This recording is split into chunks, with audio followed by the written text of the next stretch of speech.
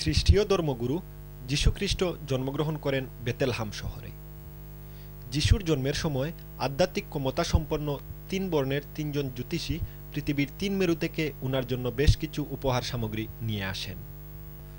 সেই থেকে ক্যাথলিকরা ৬ জানুয়ারি রাজা সেজে শিশু কিশোরদের মধ্যে চকলেট সহ বিভিন্ন উপহার সামগ্রী বিতরণ করে আসছে।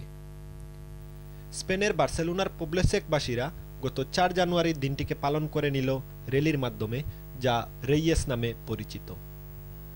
বিশ্বের বিভিন্ন দেশের মানুষের পাশাপাশি বাংলাদেশের পক্ষে প্রথম অংশগ্রহণকারী সুররং একাডেমির অংশগ্রহণ ছিল বেশ উপভোগ্য। তারা লাল সবুজের বাংলাদেশি পতাকা নিয়ে নেচে গিয়ে পুরো বার্সেলোনা শহর প্রদক্ষিণ করেন। বাংলাদেশের সুররং একাডেমি রেইস 2011-তে যে সাফল্যের পরিচয় দিল সে দ্বারা অব্যাহত থাকুক। আফাজ্জনি, এনটিভি নিউজ, বার্সেলোনা, স্পেন।